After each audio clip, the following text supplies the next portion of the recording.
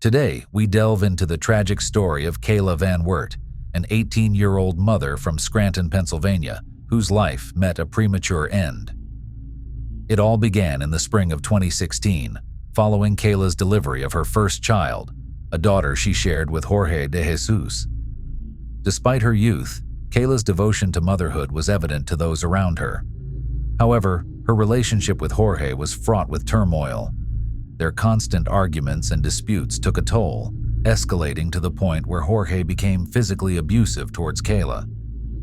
Despite their differences, Kayla was determined to salvage the relationship, driven by her desire to create a stable family environment for her daughter, even at the cost of enduring Jorge's abuse. Yet, Jorge's intentions seemed to diverge from her own. One day, while scrolling through Jorge's phone, Kayla stumbled upon messages exchanged between him and an unexpected acquaintance, Kathleen Boyer, a 16-year-old girl with whom Kayla had once shared a friendship. Described as outgoing, amiable, and well-known in the Scranton community where they all resided, Kathleen's presence added a new layer of complexity to the unfolding narrative.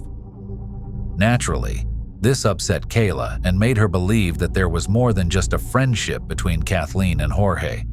She felt as though Jorge was romantically involved with Kathleen and couldn't believe that Kathleen would even humor him, especially since Kayla had been cool with her in the past. Because of her suspicions, Kayla decided to message Kathleen on Facebook. In the message, she called Kathleen out for trying to take her boyfriend and the father of her daughter, Jorge, and while some would assume that Kathleen would have backed down at that point to take the high road, she did the exact opposite. Kathleen began arguing with Kayla via Facebook Messenger, letting her know that she could talk to whomever she wanted to, even if that meant talking to Kayla's baby daddy. Kathleen's response nearly sent Kayla over the edge. Realizing that Kathleen wasn't planning to back down anytime soon, Kayla continued to argue with her, letting her know that what she was doing wasn't right. After all, Jorge had a daughter with Kayla. All she ever wanted was for her daughter to have her mother and father together under one roof. The argument between Kayla and Kathleen continued for days, with both women refusing to back down. Unfortunately, things only got worse from there. On May 29, 2016, Jorge and Kayla would get into an argument, likely over the messages he was sending to Kathleen.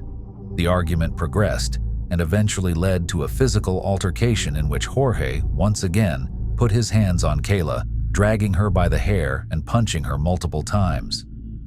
After the altercation, Kayla was even angrier. Some of her closest friends believed that she was infuriated at the thought of Jorge putting his hands on her as a way of defending Kathleen and the relationship he had with her, whether it was romantic or not.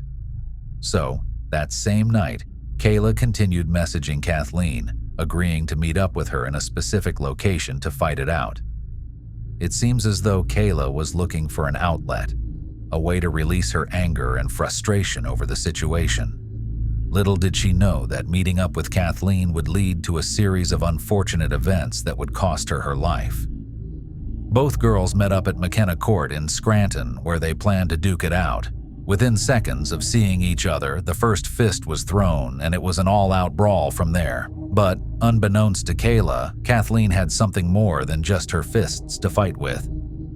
She'd brought a knife with her to this fight, and she wasn't about to let Kayla get the upper hand on her. While throwing punches, Kathleen, with the knife in her hand, stabbed Kayla in both the neck and chest. Within seconds, Kayla began to stumble, appearing dizzy and lightheaded before collapsing to the ground. It was then that some of her closest friends realized that she'd been stabbed. Calls began coming into 911 for reports of a young woman stabbed on McKenna Court. At this point, Kathleen fled the scene. EMTs quickly arrived at the scene and began loading Kayla onto the vehicle, taking her to the Regional Hospital of Scranton, where she would be pronounced deceased at around 10:30 p.m. When police arrived at the crime scene, they noticed a broken knife covered in blood, along with a large amount of blood on the ground. They began talking to witnesses to get an idea of what happened, and would quickly discover that Kathleen Boyer, a 16-year-old girl, was their suspect. As the police focused on finding Kathleen, She was at home, posting on Facebook about what she'd just done. In her Facebook post, she said, "I'm wrong. I'll admit it, and I'm gonna turn myself in. But it is what it is at the end of the day, got to face the consequences. No remorse." The comments started flooding in on Kathleen's Facebook post. Some of the comments were in favor of Kayla, with people telling Kathleen she was going to jail and that they hoped she would spend the rest of her life there. On the other hand, Kathleen also received supportive comments from those who knew and loved her.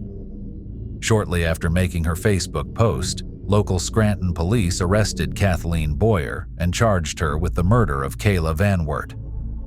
While it would take several months for justice to be fully served, Kathleen Boyer was found guilty of third-degree murder and was sentenced to between 7 and 20 years in prison in October of 2017.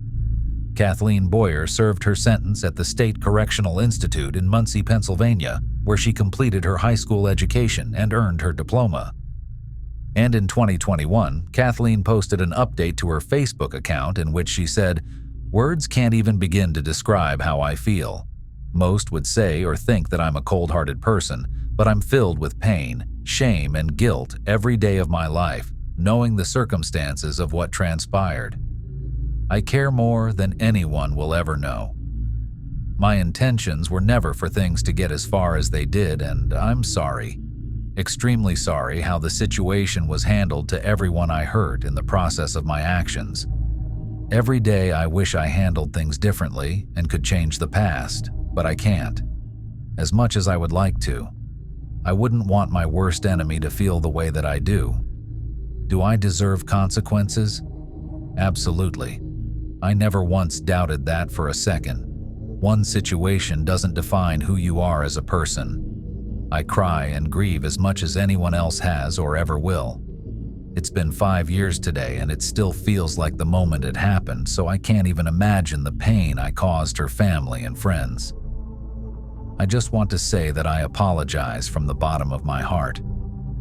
I just want everyone to know that it has changed me as a person also, and that I feel emotions that people don't think that I feel, and that I will never allow my pride to get in the way of telling everyone how I've been feeling all these years. So, what are your thoughts? Do you believe Kathleen Boyer is sincerely sorry for ending Kayla VanWert's life? And do you think Kayla's death was genuinely unintentional?